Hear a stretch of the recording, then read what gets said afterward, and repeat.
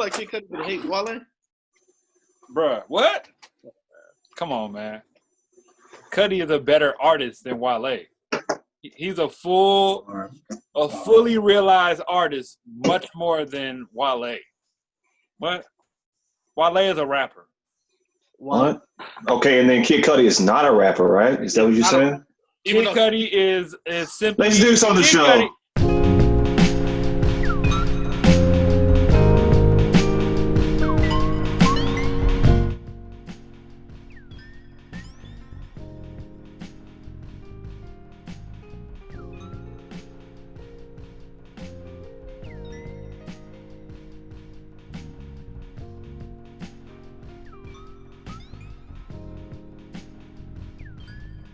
Yo, welcome to Beers and Bars. Your place for rapid fire hip hop discussion and of course great beer. I'm Kamal Kiddo. OT the Golden Child. Thank y'all for checking out. Last episode that we had the homeboy. I'm gonna say Relicus Maximus. You know what I'm saying? Relicus Maximus. True. You know what I'm saying? He doing push-ups on IG and stuff. So you know. True. I getting this fall off. You know what I'm saying? Today we just have Oscar. You know. So. I was gonna start the song with a plank, but I'm tired and lazy. I can't do it like real. He planks and he meets Goldface. You know what I'm saying? I'm just here. True. The alumni of alumni. Right. At this point, I mean, you know, BEERZ alumni right here. Super duper alumni at this point. You got me back on here. You know what I mean? I thought the Sammy comment killed it last time. But here I am. Yeah. Yo, what we talking about today, man? All right, so we talking about Kid Cudi, of course, dropped a new album, Man on the Moon 3, the third installment of his Man on the Moon series. This has been 10 years in the making. Finally dropped Man on the Moon 3. We also checking out Kentucky's own Jack Harlow. 22 years old, I believe. Yeah. And his new album, what's the name of his album? That's what they all say. That's what they all say. I knew it was like some like regular line. Like, yes, that's what they all say. Jack Harlow, 2020. That's all we're talking about. Not a whole lot of drops recently. I'm pretty sure we'll dip off into some other things. You know what I'm saying? Sure. So we're sticking to the script this time, guys. Absolutely not. We never do. We never do. Especially with you on here, man. I was also gonna come in here with shirtless like your man did in the summertime. But man. I really shout out Reese, beer. Man. Shout out Reese. Yeah, I really drink beer, and y'all got some girl beer drinking, so I didn't want to really, you know what I'm saying, give away the true secrets. You know what I mean? For sure. Oscar, what are you drinking today, my boy? Man, I went and grabbed some Monkey. You know, the OG. Yeah, that's the OG right there. You know, the high gravity. You know, one and done. Who am I kidding? Two and maybe three and two and through. Yeah, let's be real. True. You know, word up. I'll go. Go ahead, man. So today I'm having Mineshaft Gap Revolution. You wildin'. Yes, I am wildin', and here's why. Because that's my pack. Is that mine? Hey, you know what? I'm about to be around your way tomorrow, bro. I just come grab. I forgot to give this to you, Kamal. I forgot. I thought we met, but so long story short, I met Kamal this weekend and gave him some more Deepwoods joints. Which is this is a part of, yes. From what I picked up this weekend, but I forgot that I never gave you this batch of Deepwoods. But as you can see, I haven't drank it though. That one is open. Yeah, because I took two out of. Oh yeah. True. Yeah, but go ahead. All right, so shout out Revolution Brewing. I'm not gonna say the other stout I had this weekend, but I told my wife, this ain't what I really want, man. I don't have no more Revolution Brewing joints, man. They're a different taste. Did you tell your wife you want the deep wood? Huh? Did you tell your wife you want the deep wood? I don't have to tell her that. He told his wife. All right. He told her, go ahead. Yeah. So this is Mineshaft Gap. All right. Barleywine. Now this is I picked this out randomly, brought it in the house, and let me tell y'all this story. I brought in 2, right? And I read it, and I'm like, oh, they trying to go hard. Barleywine ale, aged in cognac barrels for 12 months. I did not have this at dinner time because I knew I was going to have it now. It's 12% ABV, 12.4. Really? 12.4 ABV. And my wife had it, Danielle had it, and she couldn't even finish it because she said, this is really good, but I feel like I'm drinking Hennessy right now. And I can't even finish this right now. And she's a beer drinker, so I'm ready to tell John that when he, and that's all good news. That's all a good thing in her book. Mm-hmm. So we're going to have to, when we talk to John, we're going to have to, I got to. Ooh, that pours like yak, G. Yeah, G. You're getting good with the pour, man. Hey, the West Side in me right now, the Maywood in me right now, really wants some of that. That pour like cognac. That look like yak, to be honest. G. It smell like yak, G. It take me back to college or something, man. When we just bro. Yeah, John said that's a crazy one. That's your first time tasting. Look at your face. You look like you took a shot. So yeah, I went to go pick up some joints curbside, man. And that line, G, for these joints, for this Deepwood series, that joint was like 2 blocks, G. Like seriously, there's a Jewel on the corner of like Kedzie and something, and then Revolution sits in the middle of the block. The line, the curbside line, was like a block and a half, G. Wow. So they killing it with this joint. They killing it with them. They're in between Urban Park and Belmont. So that's yeah. Mineshaft Gap. That's every year. So every year, man. Yeah, every year. Yeah, every year. They killed it. Their VSOD sold out in 11 minutes, which is a very good one too. That joint I think is at 17% on the alcohol volume. I don't know if I had that one there. The highest I've had from them is like 14. I think the highest I've had is 14. Yeah. I hope I pronounced this right, but today I'm drinking, is it EGLE, hopefully? This is a Baltic porter, and it's a collaboration between, I like these 2 breweries, man. It's a collaboration between Church Street and Illuminated Brewworks. So this is a Baltic porter, and it's coming in at 9.5%. This beer starts out like a lager with roasty caramel flavor that follows into a smooth finish. It drinks like a clean porter with just enough kick to keep you interested.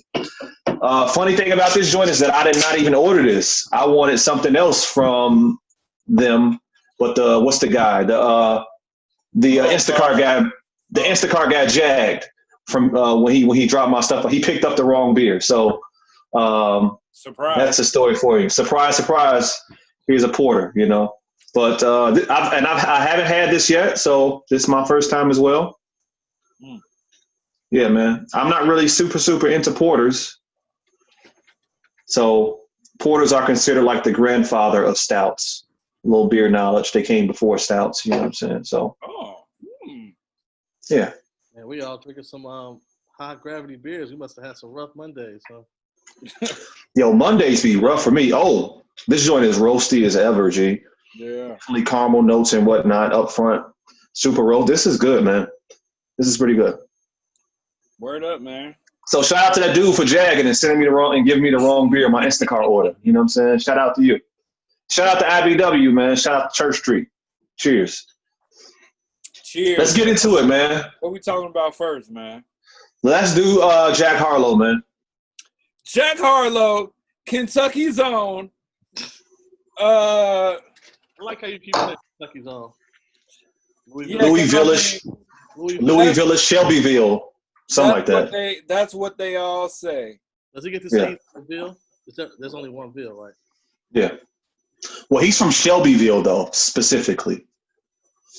And so that's the thing. Like, first of all, I got to get a man his flowers because, you know, who from Kentucky is popping like he is? You know what I'm saying? And to Bryson Tiller. what he's done, like, I first heard of him, I think he might have done something with maybe Chance or something like that.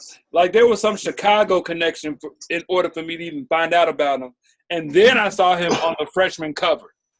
And I hadn't heard, like, I didn't really take him that serious. Like, I hadn't heard much from him. All I heard was that What's Poppin' song. And that's cool, you know what I'm saying, with the baby, Tory Lanez. And I'm like, wow, he must have a strong backing because he got these, like, he got Lil Wayne on the joint, you know what I'm saying? Okay. I don't know who he signed to. Atlantic.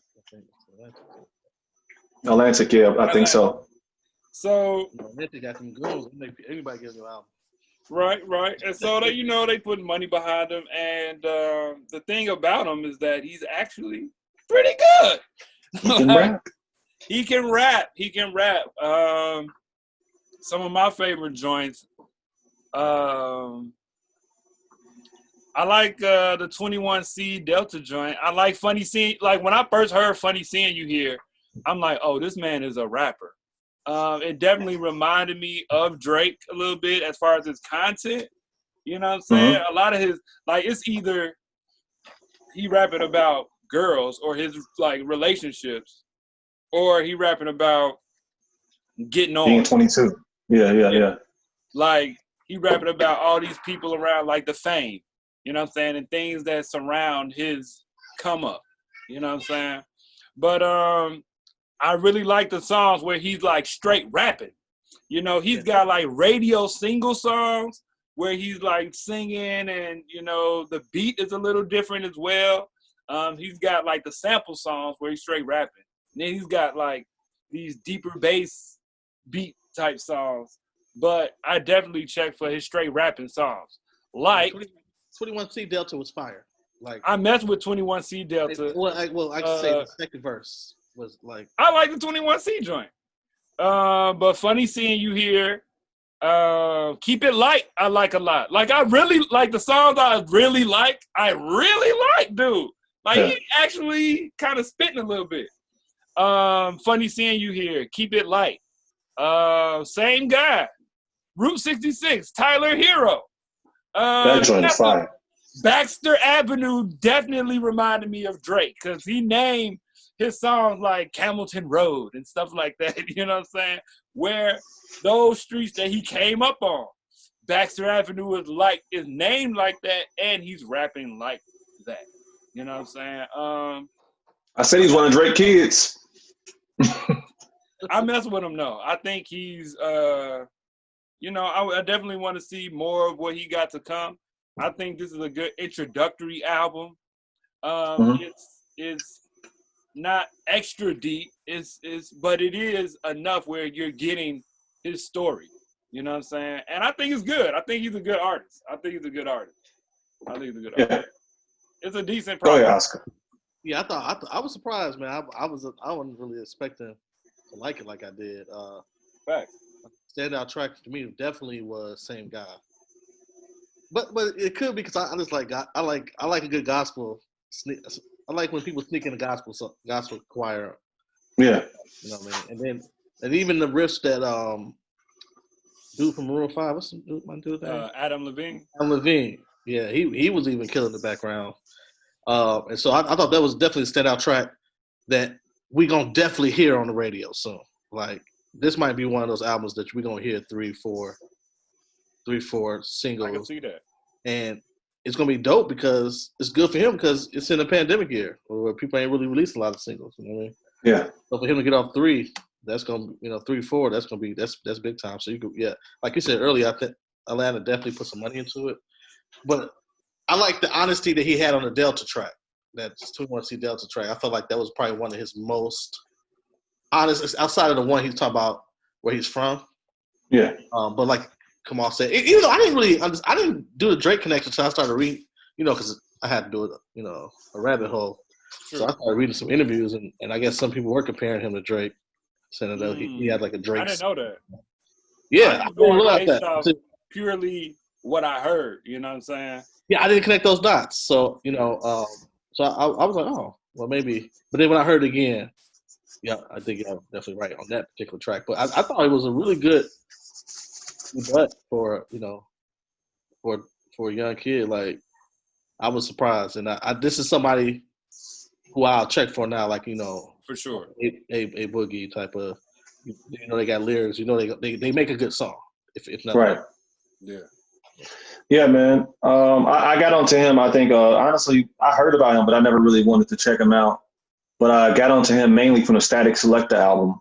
He had that Time joint on the Static Selector joint, and he was rapping. That joint kind of gave me some R.I.P. Mac Miller vibes on that Time joint. But I said that yesterday to Kamal. He hit me with a nod. Like, I was like, well, he's flowing like with the ease of Mac Miller flow. You know what I'm saying? On Time? Yeah, like when I'm talking about period. Like on yeah. He don't sound like a white boy who is trying to fit in. He sound like someone who grew up like this, and this is he's bleeding hip hop. Yeah. Right. It's definitely authentic, man. That's what I was going to speak to. I think what I really like most about him, I feel like he's honest, and I think that he is authentic in his artistry. I could go over the joints that I like, but I think they're mainly the same joints you guys like. I do like the Baxter Ave joint, Tyler Hero. Even the what's the single off this joint called? What's that joint called? What's Poppin' is the single. What's Poppin'? In the middle of What's Poppin', it's like 8 bars where he is really rapping. When he's talking about he don't like to share his success with people, and because he he hit a stride G for like 4 to 8 bars where he was really rapping on this bop ass beat, you know what I'm saying? Right. He was rapping like for like 8 bars. I'm like, how did he fit this in here? So I'm definitely checking for him. He got a fan right now. If when he dropped, and I'm gonna keep listening to this joint. I do enjoy it. So y'all check out Jack Harlow, man. Everybody was pissed about his album cover, but I don't know what they was mad about. It was some people gotta be mad over everything now. Well, let me see. Let me see. I don't know. Well, because he got a black chick in the car. Oh, because it's a black chick and the black kids. Black kids in the background. Oh, okay. Yeah, and he's white, right? Yeah, but it was also like a huge murmur, like, "Yo, y'all chill. This ain't nothing." But it wasn't. People be looking too deep into stuff. I don't pay attention to none of that shit. I didn't pay attention to that at all. That shit out of here. I ain't pay attention to that at all. You know what I'm saying? Like, that's the thing. As a white rapper, surely he's heard that. Surely he got told, you need to change your look, cut your hair. You need to do this. You need to do that. And he speaks on a lot of that on the album. Right, everybody think they know what's best for me. You know what I'm saying? Fire song. And that's what I like. Like, that's what I like to hear from artists. I say this all the time, but, let me know about you. You know what I'm saying? Let's hear about it. Let's hear about it. Whatever it is. And this is not your typical hip-hop artist, rapper, in a sense, you know what I'm saying? But it's his story, and it's honest, and I rock with it, man. I'm rocking with dude. I'm kind of rocking with dude a little bit, man. Yeah, man. I'm rocking with dude. Jack Harlow. Let's go.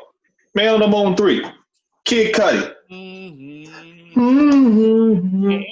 I thought Lil Hum well. Yeah. Kid, he got a lot of kids out in the hip hop game. A lot of kids. He got a bunch of kids. He got some famous kids. A lot of famous kids. I think Future might be one of his kids. Yes. I think Travis Scott is definitely one of his kids. Oh, Travis Scott grew up. Travis Scott. He raised Travis Scott. Yeah.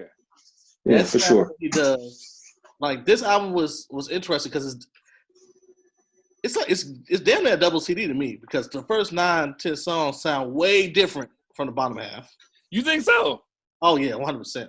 He pulled off he went right back to Kid Cudi. I'm in the room, high as hell off cocaine and I agree. MDMA and sad again. You know what I mean? He was at least sad in the beginning, but he was at the club. You know what I mean?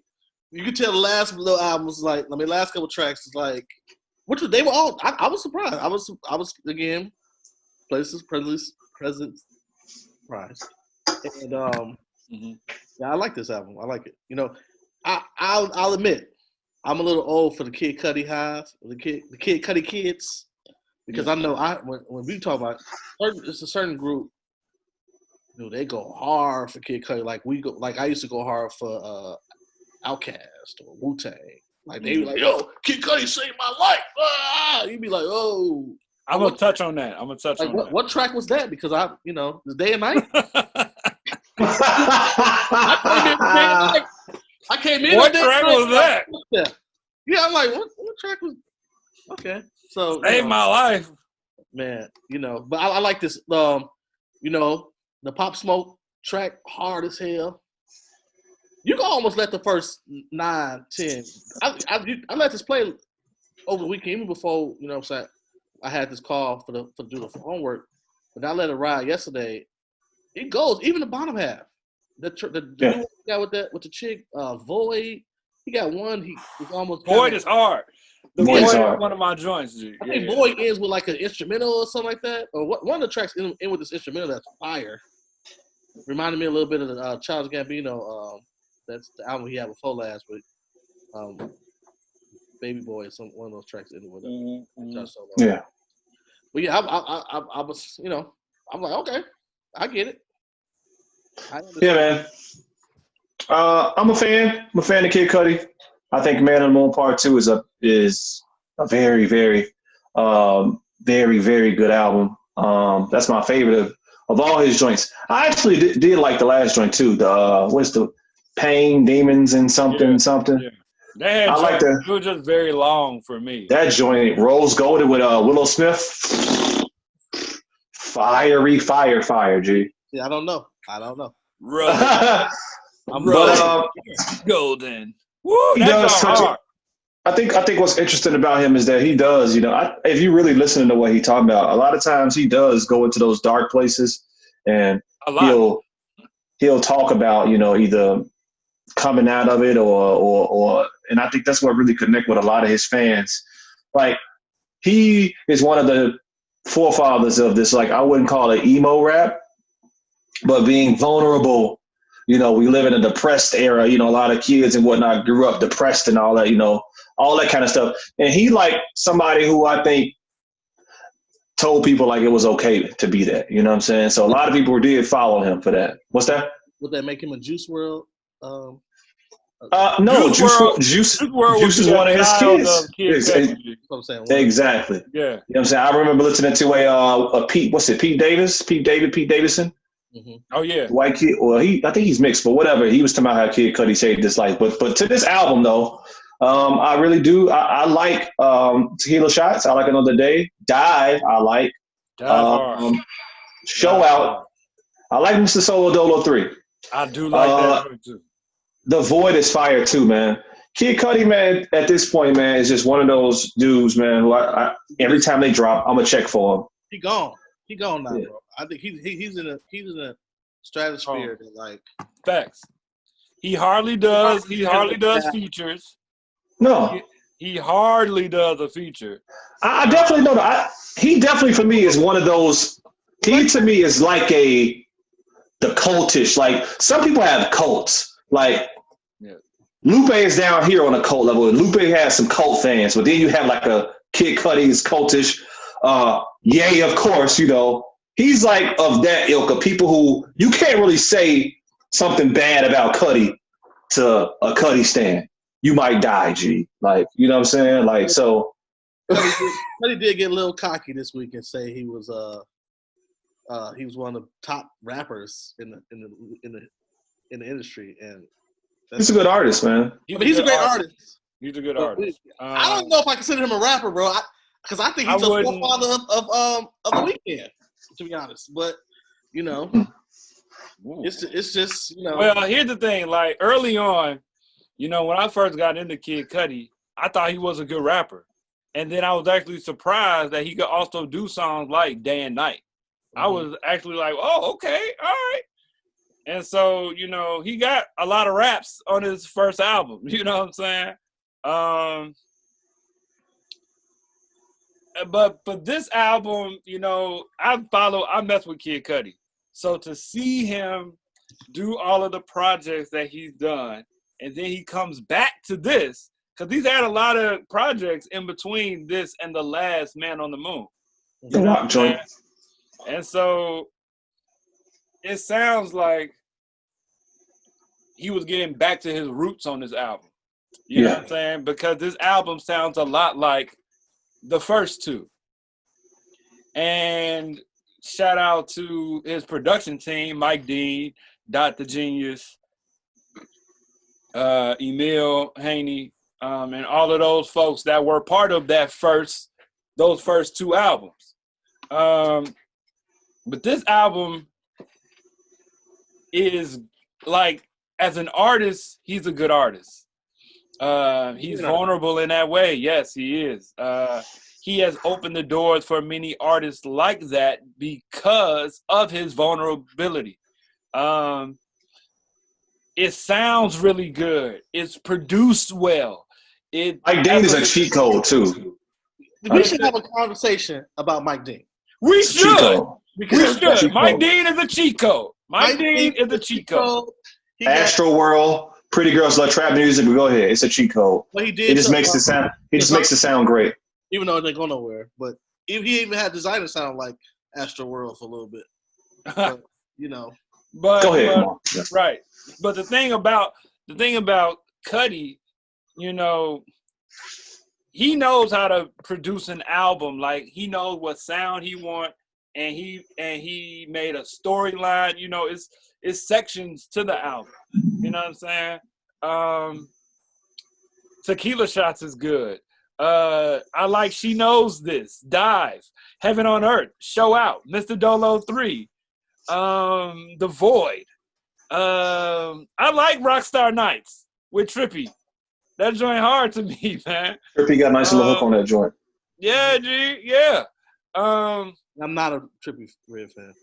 I can't listen to his albums, but the tone, like, he's definitely a child of Kid Cudi as well. So old, bro. He got some like riffs that he does from time to time that has made me want to check for his albums. And then when I hear his album, I'm like, I can't really listen to all of this. You know what I'm saying? Right. But my issue, and here's the thing. All Cudi fans, Kid Cudi himself, if he see this, I rock with your music, bro. I do. At times, and I know that it helps certain people. You know what I'm saying? That's going through things like that. For me, I'm not in that space. And so for some of those sadder songs, it's hard to really get with. I love the music. The musicality sounds great. But you know, songs like I'm Just a Little Sad Boy, you know what I'm saying? It's just sad to me. It's just sad. You know what I'm saying? And I can't. Sad, dog. You know, I'm not in that space to receive. Like, I receive it as a person, as another human. I receive your message, man. I feel you. And it's something that he's still overcoming. Obviously, it's something that he's still overcoming. Well, he has. But to hear it on songs, it's hard to just listen to it and just be like, "This is cool music to listen to right now." Like, this is bringing me down a little bit. Like, song, Little Sad Boy, Elsie's Youngest Boy, like that joint. I thought Elsie's Youngest Boy was pretty good. Am I sad? I thought you might be sad. It's okay. You sad as hell, dog. We could talk about it, man. It's okay. You can talk. It's all right, bro. You later then, because I didn't think we could talk about it. That's the problem. You know, songs like, he got lines all through here that talks about how he's struggling still. Like, if you want to go into a deep dive with him and get some history, you can go back to his first album, Kid Named Cudi. He has a song with this amazing MC, like very poetic MC, Wale, called, I think called Where's the You know, that you love. Something like that. Oscar funny. And you can go get, you know, see how they play off each other, and then kind of see who does it better. I'm sure you will really get. Oh, you trying to go there? What are you trying to lead to? What are you saying? Oh, we're not gonna have that. We know. No, we good on that. I don't want to do that. We're not gonna do that. I'm sorry, my fault. Hey man, look, for all you Wale fans, hey man, y'all have at it. Y'all go ahead and listen to your Wale. You don't understand that either, huh? I'm not a fan of Wale, man. I think he should. He out here like Tiana Taylor right now, man. And Tiana Taylor is a fire artist, so she gotta stop. Look, you're a good artist. Chill, do your thing. Keep going. Keep going. Keep going. Don't cry about it. Keep going. This guy Wale is out here. People like to discuss their feelings, dog. But see, his agony is different from Kid Cudi's. Kid Cudi got some real agony. You know what I'm saying? He got real agony. What real agony? What? Where he got to go to a rehab? Well, no, next subject. No. All right. Yeah, man. Hey. Y'all check out Kid Cudi. I'm gonna do this right now because we every time we post or when we posted about top 5 of the year, Oscar, I'm about to put you on the spot. What? I'm putting Oscar on the spot. What's up? I'm putting Oscar. You ready? Right now? Give us your top 5 rap albums of the year, Oscar. Right now? Not right now. You crazy? Well, you know, in no particular order. I don't know, man. I thought the trash is a lot of albums. Okay, my number 1 album of the year, hands down, is King's Disease for me. Okay. You know, Car 85 is probably one of the best things you can do. Drive, like that is just like Hit Boy has having an amazing year because you gotta say Benny the Butcher will be number 2. You know what I'm saying? On top of that, stop cheating. Come on, stupid. Kamal's cheating and trying to look up albums right now. I got my 5. I already know my. No, Kamal, you not doing your. Because we don't know when I'm not doing mine right now, but this is Oscar's. Oscar is an honorary member. Neither one of those are in my top 5, but I'm listening. You said number 2 is Benny. Go ahead. Number 2 is Benny. Go ahead. Man, see, you know, I think I got to, you know, I guess we got to put Pop Smoke in there. That was a pretty good album. We got to put Pop Smoke in there? Come on, this is this man's time. Let him get his 5 off. Hey, come on, you hate me, man. All right, and then, you know, that's about it. Again. Okay, all right. This has been a really slow year for music. Even when I went through the list of what's coming out, because I don't really want to cheat and put Cudi on this. You know what I'm saying? Should I put 2 Chainz on that? I don't know. My last 2 slots, anybody can just choose something because it's been a okay music. You know what I'm saying? But definitely, I'm still playing that King's Disease. Now, if I could put some R&B in there. You know what I mean? Is Sammy in your top 5? No, that division of Muse. That division of Muse is nice, G. That's a nice album. Your Feelings is an amazing album. That is a good album. You know, that might go to number 2. That is a nice little album. That is a cute album. Yes. Come on, you and your emotions. We gotta talk after this because you can't be sad. You can't care about you can't romance a chick, and you've been married for 15 years. Well, not that long, but I feel you. Yeah. But all right, you know, okay, I see you. I feel you. Yeah, we gotta figure out, you know, what we're gonna do for our top 5 episode. But we know what we're doing already. Well, we do. We kind of do, but we gotta invite some people. We gotta invite some people. What's your problem with my top 5, Kamal? Let's just you know, you use words like, I guess we gotta put this person in there and things like that when no, you don't. You know what I'm saying? You pick who you like. You know what I'm saying? I really thought that they were for the Grammys. Because of that ideology, we gotta put Mac Miller on the Grammys. We got to pick his album for the Grammys, and they did not pick it. And I was actually a little surprised, actually. Okay. But, you know, that type of, you know, pick who you really think should win. If you're not a fan of Pop Smoke, you're not a fan. But Pop Smoke has been having a vibe for 12 months. His album came out in June, and people are still going off his record. But did you like it? You liked it? I did like it. Like, okay. Amazing. Now I don't want to be that guy, but is he having his ride because it's good or because he? Well, did Heath Ledger have the ride because he died, or was he great as a Joker? Heath Ledger. Oh well, he was good. He was really good. Pop Smoke was cooking. He was cooking. He was cooking up. If that's the case, that's the case. Okay, that's all I'm saying. But I'm saying you said.